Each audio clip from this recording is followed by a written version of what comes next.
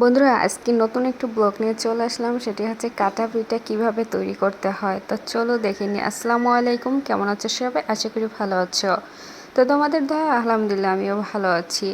আঠারা প্রথম কিন্তু এটা চালের গুঁড়ো দিয়ে করতে হবে, নাইলে কিন্তু খেতে ভালো লাগবে না। তো বিস্কিটের গুঁড়া, ডাল, যে কোনো ডাল দেওয়া যাবে, সমস্যা নাই, কিন্তু কলার ডাল দিলে কি একটু ফ্লেভারটা ভালো আসে, খেতেও ভালো লাগে। মুড়ি বাটা, ডিম, এগুলো দিয়ে তেল দিয়ে আটাটা সুন্দরভাবে মেজে নিতে হবে। তারপর ফুল বানিয়ে তেলে ভেজে নিতে হবে। এটা যদি ভালোভাবে না মাজা হয় তাহলে কিন্তু পিঠাটা কিন্তু ফেটে যাবে সম্ভাবনা থাকে। তো ভালোভাবে মেজে নিতে হবে। এই দেখো বন্ধুরা, আমি কিন্তু এক এক করে ভেজে নিচ্ছি ফুল বানিয়ে।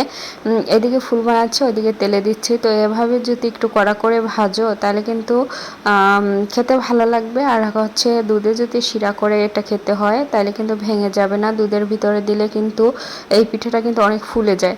তো এটা ফুলে গেলে কিন্তু ভাঙবে না। তো এই জন্য আমি একটু কড়া করে ভেজে নিয়েছি। আর এই পিঠাটা কিন্তু আগের কালে মানুষ বিয়েতে হচ্ছে না বানালে হচ্ছে তাদের আপ্যায়নে কিন্তু চলতো না। তো এইগুলোর চল আগে ছিল, কিন্তু এখনকার মানুষ কষ্টের জন্য কিন্তু বেশি এরকম করে না এই পিঠাটা। এখন এই যে দুধ দিয়েছি, এই দুধটা দিয়ে কিন্তু এটা শিরা করতে হবে। এই দুধের ভিতরে একটু হালকা লবণ দিতে হবে আর চিনি দিতে হবে। তারপর দুধটা জাল দিয়ে নিতে হবে। একটু এলাচ দারচিনি দিয়ে দিলাম, কারণ ফ্লেভারটা ভালো আসবে এই জন্য এটা দিয়ে দিলাম। দুধটা যখন ঘন আসবে, আর এটা হচ্ছে প্যাকেট দুধ, এমনিতেই মিষ্টি। তো এটা আমি ঘন করেছি দুধটা, আর যত দুধ দিয়ে ঘন করব তত কিন্তু পিঠাটা অনেক বেশি স্বাদ হবে। তো এই জন্য আমি দুধটা একটু বেশি দিয়েছি। এখন কিছুক্ষণ আমি ঘন করে দুধটা, তারপরে কিন্তু আমি পিঠাটা দিয়ে দিলাম। তো পিঠাটা যখন দিয়ে দিয়েছি, এটা কিন্তু সাথে সাথে খাওয়া যাবে না, তাহলে কিন্তু বেশ স্বাদ পাওয়া যাবে না। এটা ভিজিয়ে রাখতে হবে। যতক্ষণ ভিজানো থাকবে তত কিন্তু স্বাদ বেড়ে যাবে। আর এই দুধটা কিন্তু আরও ঘন হয়ে যাবে। তো বন্ধুরা, এখন আমি ভিজাইছি এই জন্য আর কি ফুলে নাই এখনও। তো এটা ধীরে ধীরে কিন্তু ফুলে যাবে, তারপর খেতে হবে, তাহলে কিন্তু খেতে ভালো লাগবে।